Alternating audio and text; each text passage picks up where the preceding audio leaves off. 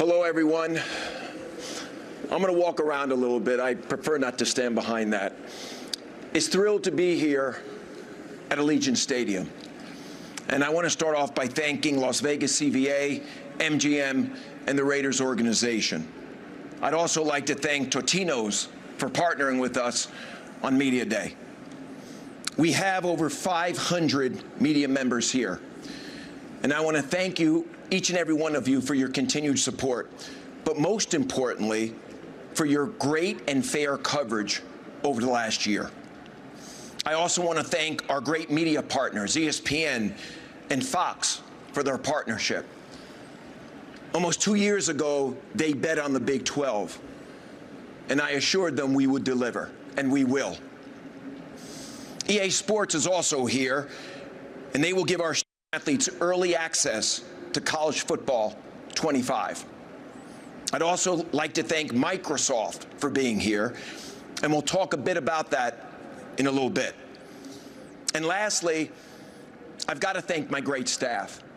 They have worked tirelessly in moving this event here, led by Scott Draper, and I want to thank all of you for your hard work, your diligence, and for putting on a world-class event. This is our first media day as a 16-team league. There has never been a better time than right now to be part of the Big 12. We are truly a national conference in 10 states, 4 time zones. And all eyes are now on the Big 12 for all the right reasons. And I think it's safe to say we are more relevant now than ever before. Before I look forward, I'd like to recap where we've been for the last 12 months. Since our last football media day, we added the 4 corners and solidified ourselves as one of the top 3 conferences in America. All 4 schools are here with us today, and you will hear from them over the next few days. I'm incredibly excited about what they bring to our league. Last season, Big 12 football fans packed the stadiums. 6 Big 12 teams averaged 100% in home capacity. All schools averaged over 88% capacity. There was incredible late-season excitement heading into the Big 12 championship weekend. During our football championship, we introduced the first ever halftime show with Nelly, featuring our school bands. I think that was a great example of how you infuse the old with the new.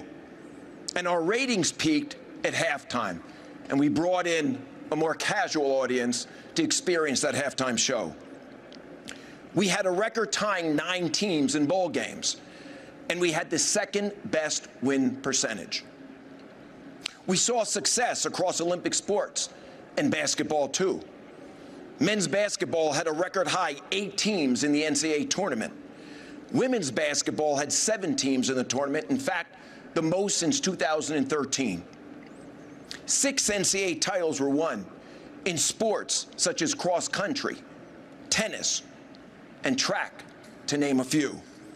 What led to our success on the field was, of course, our incredible student athletes.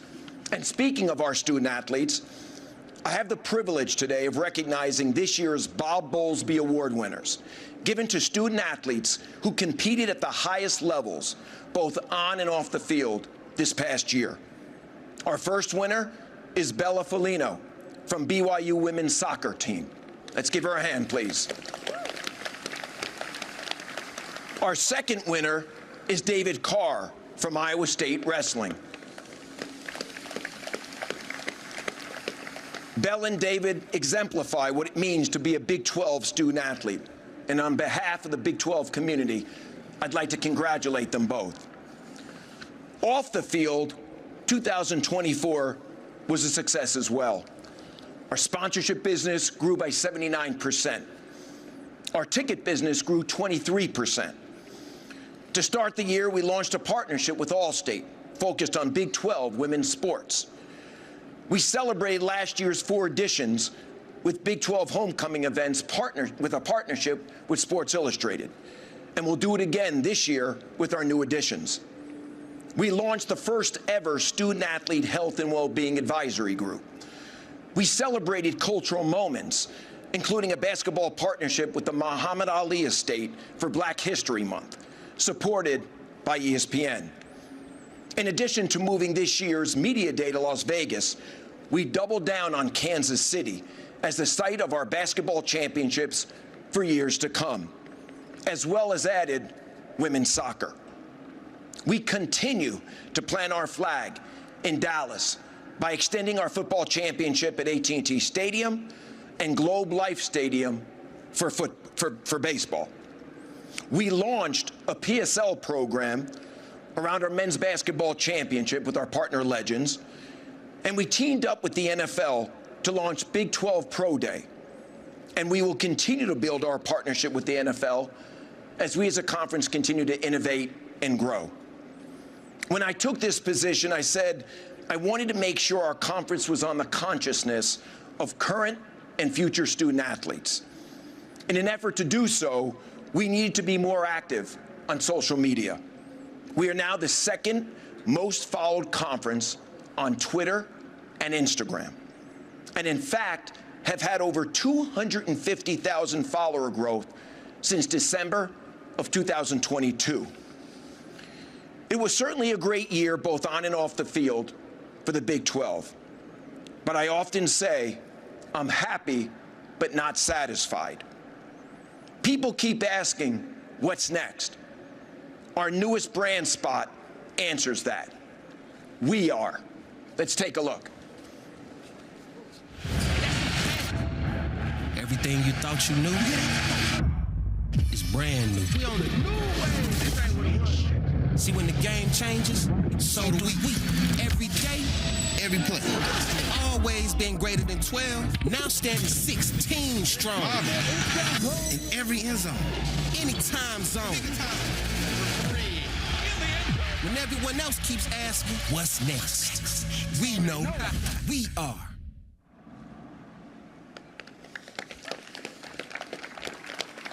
So as you can tell, 2024-25 will be a very exciting year for the Big 12. On the football front, we will be the deepest conference in America. Every week will matter. I'm going to say that one more time. We will be the deepest conference in America, and every week will matter. We have star power and parity. We boast some of the top players and coaches in the game. November will be incredibly exciting, and we will brand it as a race to the championship. Beyond football, the best conference in basketball got better. Our Olympic sports got stronger, adding 4 programs with an incredible history of excellence. We recently made some changes across our competition team. Our Olympic sports leadership team is one of the best in the country. Scott Draper is now overseeing all Olympic sports, in addition to his role managing football. Dana Scherf will oversee women's basketball. It's the first time we've ever had anyone in that role, and given the growth of the game, we needed to double down.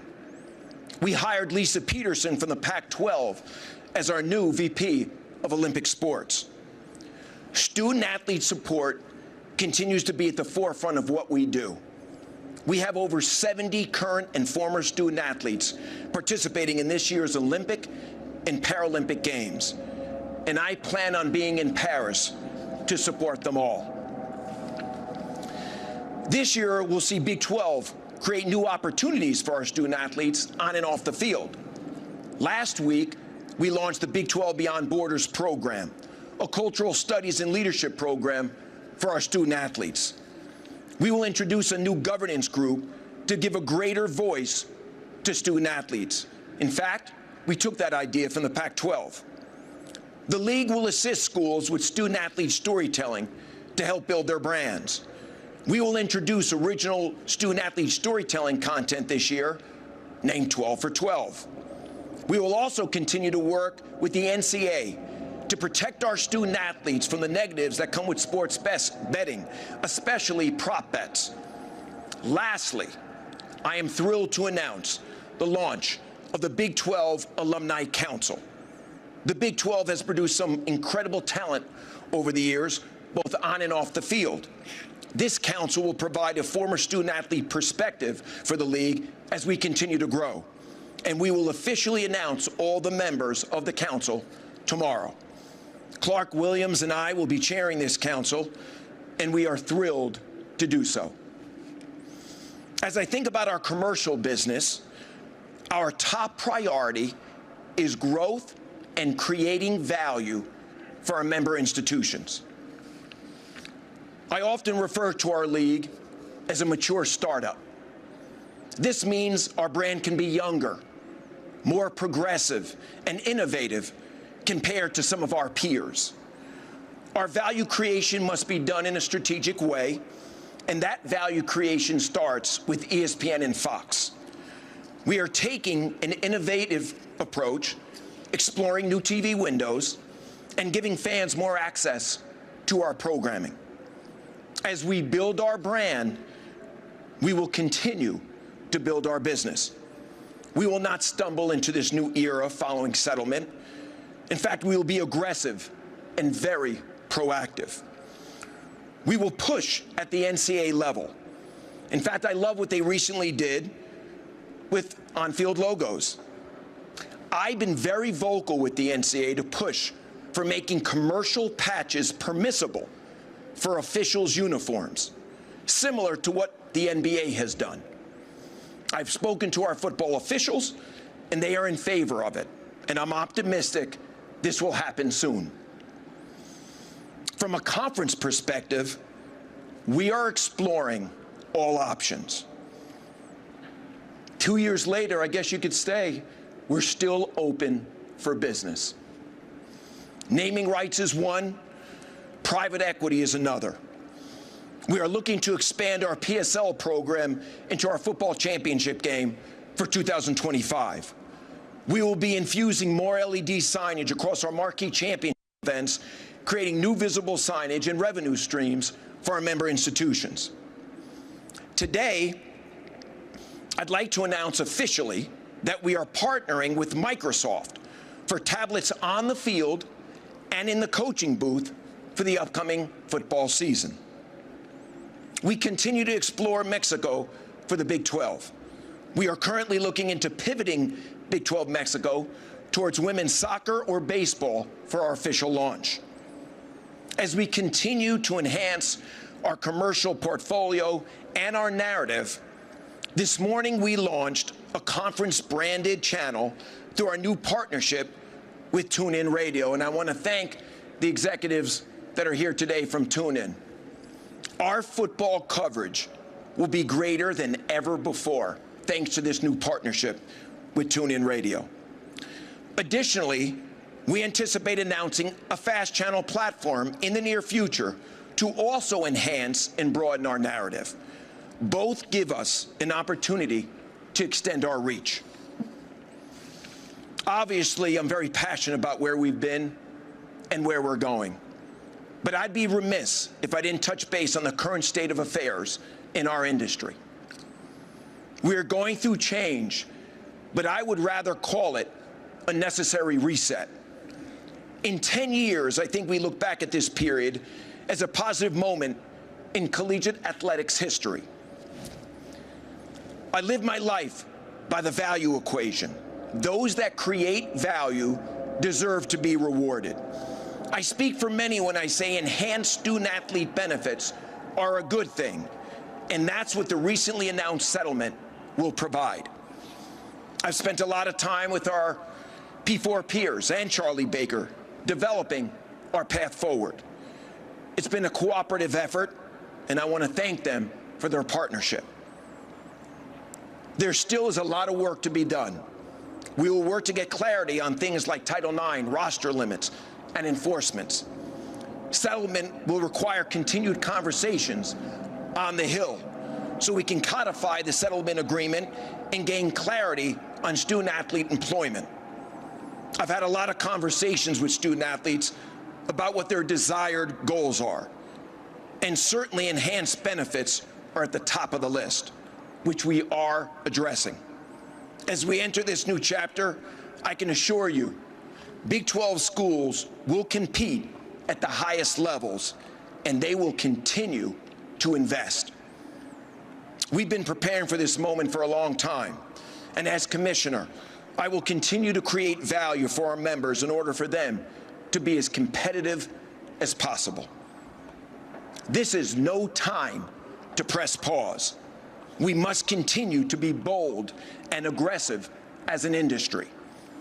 The Big 12 will always be ambitious because that's who we are. I know there's a lot of pressure on a lot of people right now, but I will leave you with this. Pressure is a privilege. Before I let you go, I want to bring someone who's very special up on the stage to join me. Joni, who many of you know, has been with the Big 12 for over 26 years, and she will be retiring after this week. We wish her only wonderful things in the next chapter in her journey, and I'd like Joni, there she is, I'd like all of you to please stand up and give Joni a round of applause as we thank her for all her service and her dedication to the Big 12. Thank you, Joni. Thank you. It's been great.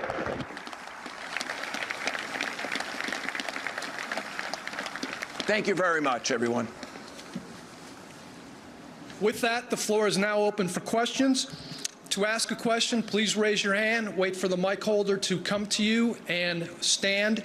And when you ask your question, please identify yourself and your affiliation. Right here, front center.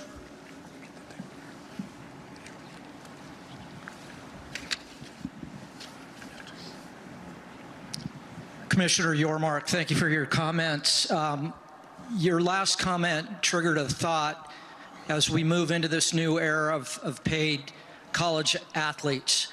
With that, a lot of the discussion revolves around the NFL model and a salary cap. Do you envision student athletes unionizing so that they're exempt from antitrust and you are exempt from antitrust, therefore creating a salary cap?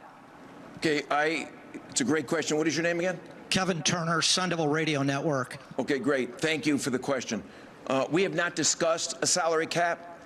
I think settlement provides a very crystal clear future and path forward for our industry. It provides incredibly enhanced benefits for our student athletes, and as I said during my comments, that's what they want, and that's what settlement delivers. I appreciate your question, though. Thank you.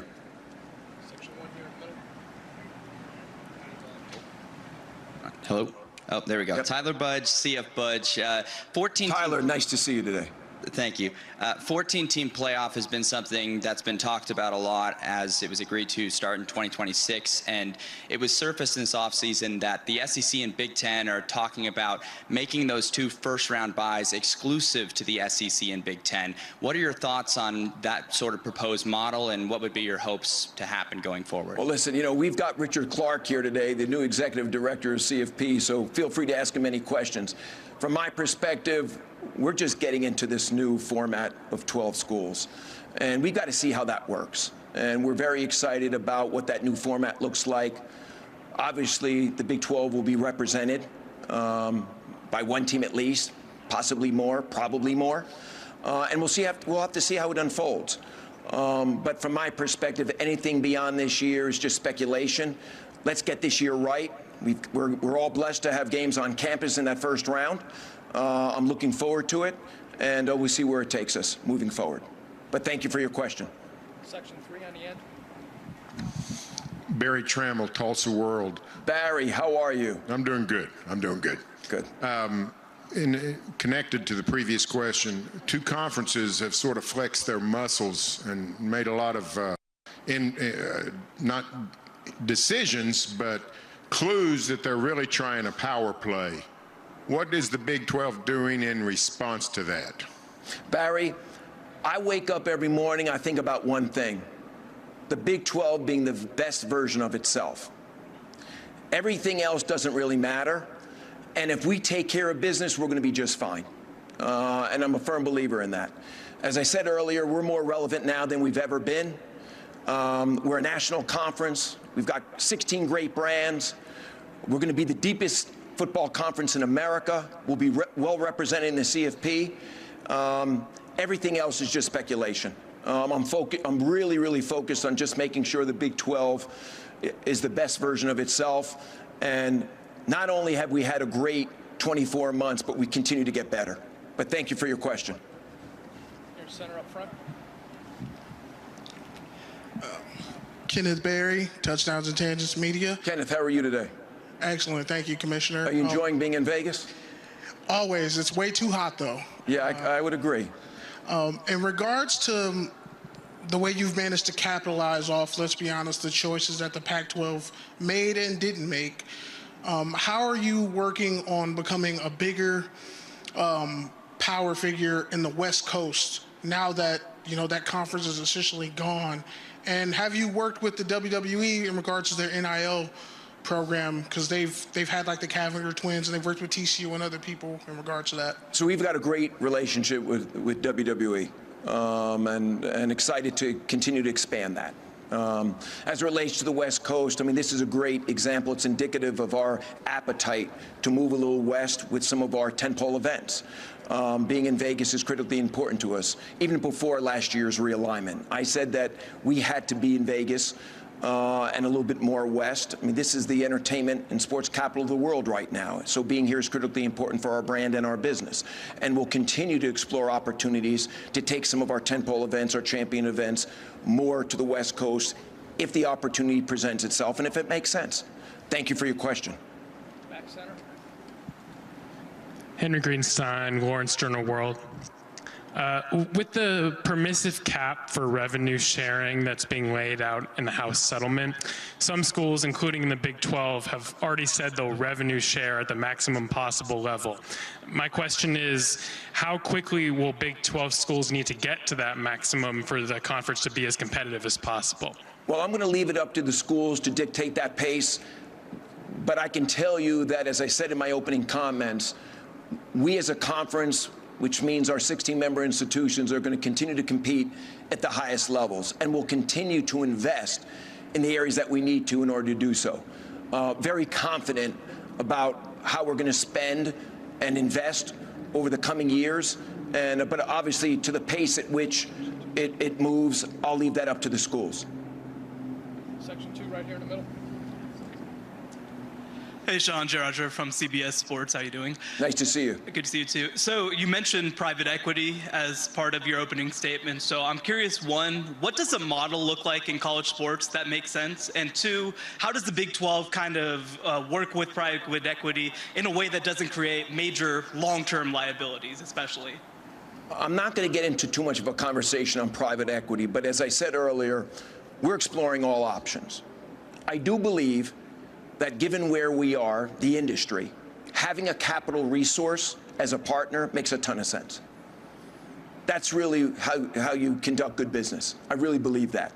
And if you see where private equity is kind of making a path into professional sports, at some point in time, it's going to come here into collegiate athletics. So we are exploring what that might look like. And a structure and a model of what that looks like is going to be critically important so that we're not compromising the long-term future of the conference. And we have surrounded ourselves with subject matter experts as we vet out the possibilities. And whatever we do is going to have to benefit the conference both short-term and long-term, provide optionality for our schools. We're not there yet. But we are exploring the different options and the different structures that best suit our conference and our schools. Thank you for your question. We'll stay in the same row in the center.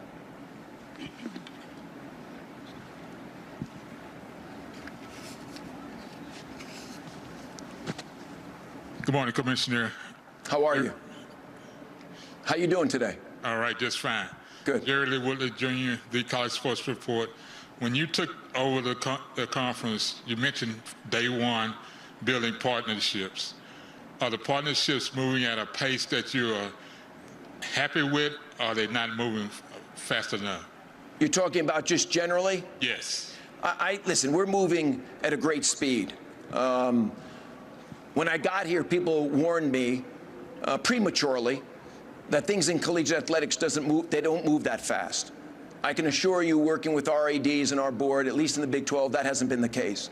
If you think about what we've been able to accomplish over the last 24 months, it's been incredible. And I tip my cap to our ADs and our board for wanting to be positively disruptive, to wanting to break boundaries, create new partnerships that could create value for the conference, both short and long term. So we're moving at a great pace right now. Excited about all the things that are in front of us. And as I said earlier, we can't pause. We've got to continue to be bold and aggressive, but thoughtful at the same time. Center aisle. Hey, Commissioner, how you doing? Parker Ream from Fox 44 in Waco. Nice to see you. Good to see you, too. You mentioned a lot about the future of this conference, and obviously this is the first year in a while that Texas and Oklahoma have not been here. What do you think the 4 brands that you added this year kind of do to make up for that difference, and just kind of the outlook for the future of this conference as a whole?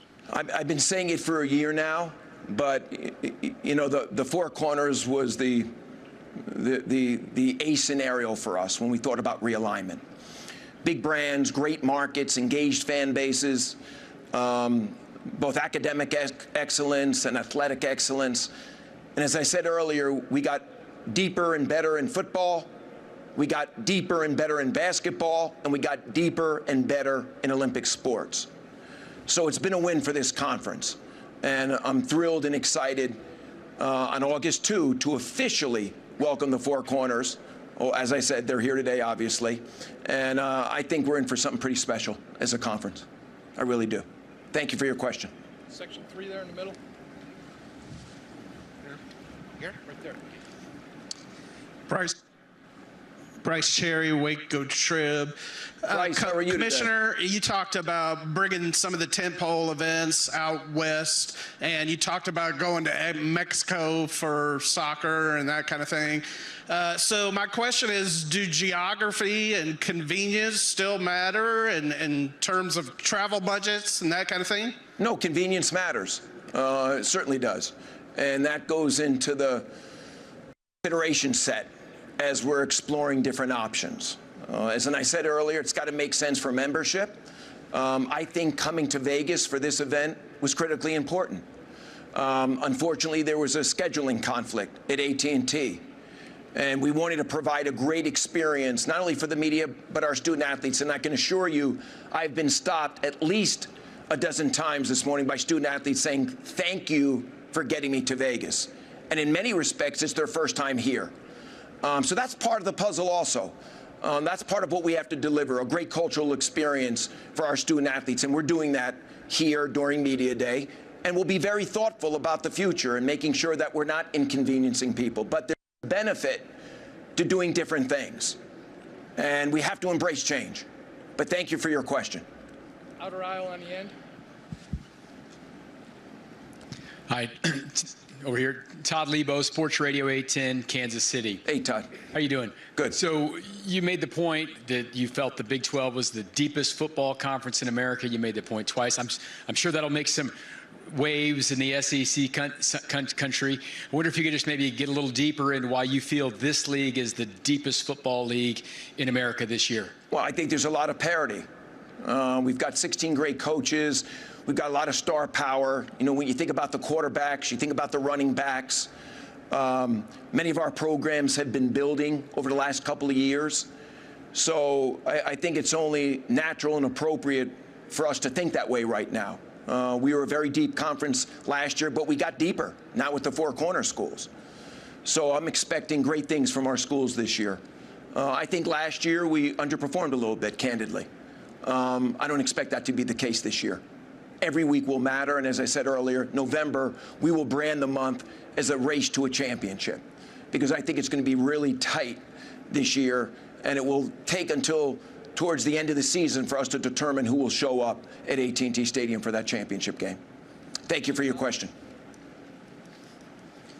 Commissioner Trey Strelko, Sons of UCF. Earlier you spoke about 16 strong brands. Is there any number that's too big for a conference in terms of its membership? You know, I haven't really thought about that. I often get asked about expansion and what's next. I'm really focused on the current composition of our conference. We've expanded a lot. My wife told me the other day, when you took the job, you had 10 schools, you have 16 now. And that's in a very short period of time, in less than 24 months. So we've got to make sure that as a collective group, we're reaching our potential. So I haven't really thought about what's the right number. I don't know if it's really about a number. I think it's about the right fit. It's about the value a potential school might or might not bring into the, bring to the conference. But right now we're focused on 16. We're focused on getting this right, and I'm really excited about our future as a 16-team league. Section 3 toward the outside. Hey, Brett. Chris Williams with Cyclone Fanatic. Nice to see you. Good to see you. I was curious with the state of Big 12 basketball and the news with the Big East new television package. What does that mean going forward? I know you have a deal with ESPN and Fox for a while, but as far as the future with the potential of a basketball-only television deal? Well, first of all, as I mentioned earlier in my comments, we got stronger at basketball. As good as we were, we got stronger. That being said, when we did our new TV deal, we gave ourselves optionality to think about the next cycle. And we'll be back in the market in January of 30. And we have a lot of optionality. Do we go back into the market as we've historically done? Or do we bifurcate football from basketball?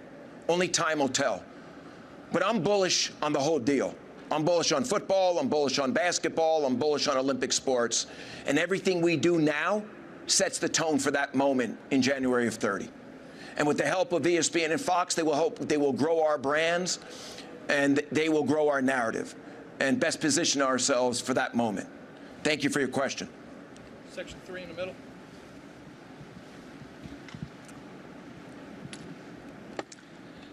Tyler Waldrop, Tulsa World. Tyler, how are you doing today? Doing well, thank you. Good.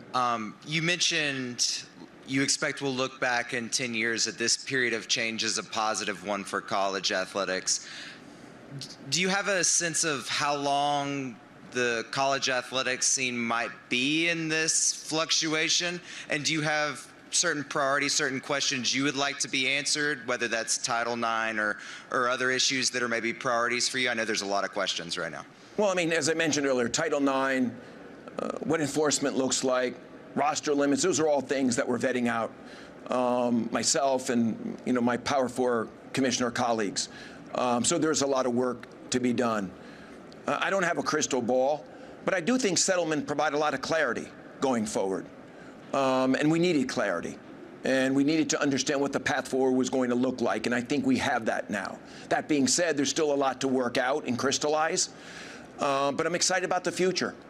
And I'm excited about how our schools are going to embrace the future and invest in student athletes and invest in their programs so that we can be the best version of ourselves. So hopefully that helps you with your question, and thanks for being here, by the way. Mitch Harper, KSL Sports, KSL News Radio. Brett, you noted in your opening remarks that value creation begins with ESPN and Fox, and you're exploring new TV windows. What do those windows look like, and how is ESPN and Fox helping shape the narrative of the league?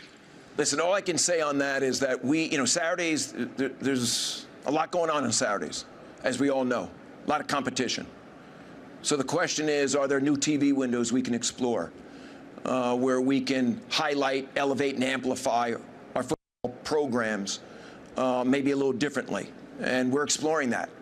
There's nothing that we have vetted out specifically that I want to discuss just right now.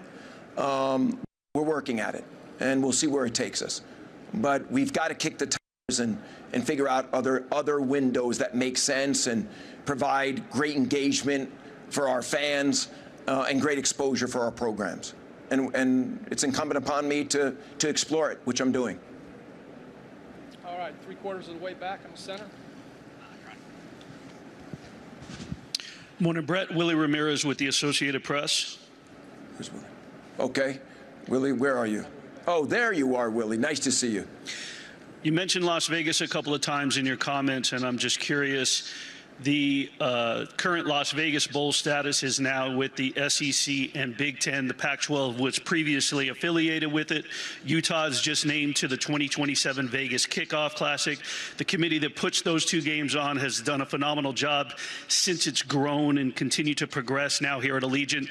What are the talks ongoing, and are you looking forward to possibly being affiliated on an annual basis with the Las Vegas Bowl? I'm confident at the right time we will have a formal affiliation with the Las Vegas Bowl. This market is critically important. Scott Draper is working on that, but I'm very comfortable and confident in what that outcome will bring for our conference. We need to be here in Vegas for all the right reasons. I said it earlier, entertainment and sports capital of the world. So critically important market for us in the future.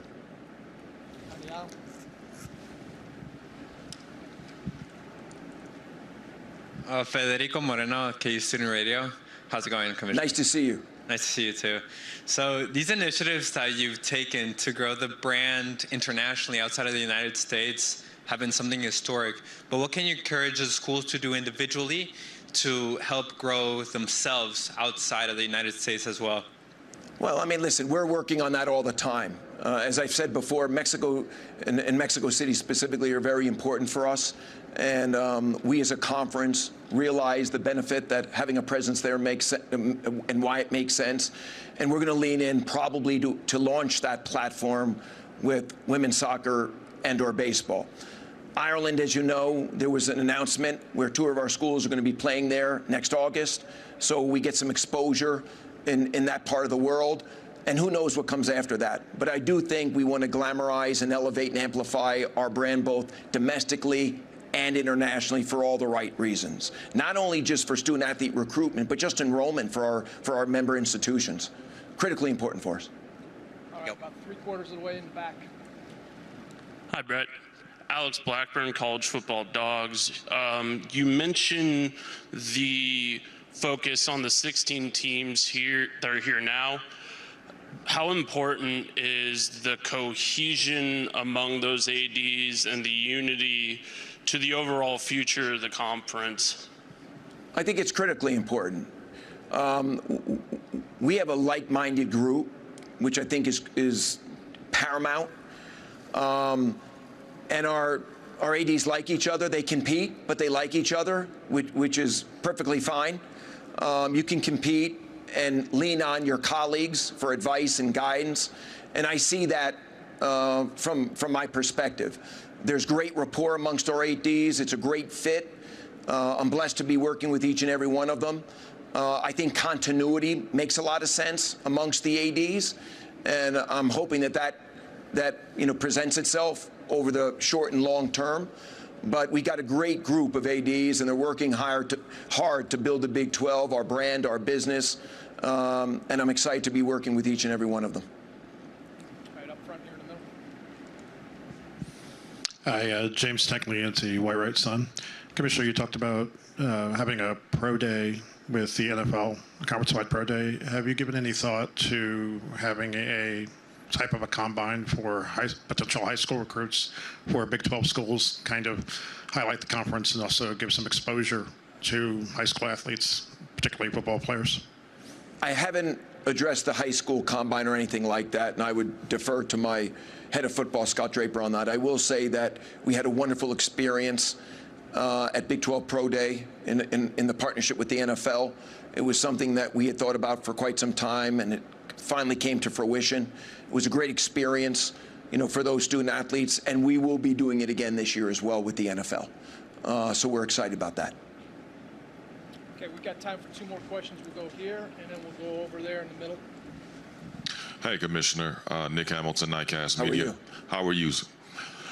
You talked about branding and the importance of branding. You talked about social media. Obviously, college football 25 is due to be out, and that's going to give more exposure. But what are some of the other ways you feel like you can have a strong, solid brand for the Big 12 to be able to be in the conversations like we talk about the SEC and the Big 10 and so forth? Well, I mean, I think and I spoke to it earlier, working with ESPN and Fox is critically important for us as they elevate and amplify and they story tell and create the right narrative. Our partnership with TuneIn gives us greater relevance and a greater narrative than we've ever had before. We're exploring a FAST channel, doubling down on social media and engaging with current and future student athletes in places where they are critically important. You know, this conference never had a CMO. We've got a CMO here for the first time in 26 years. And he's doing an incredible job, Tyrell, many of you know him, in building our brand so we can build our business behind it. And as I said earlier, we are more relevant today than we've ever been in our history.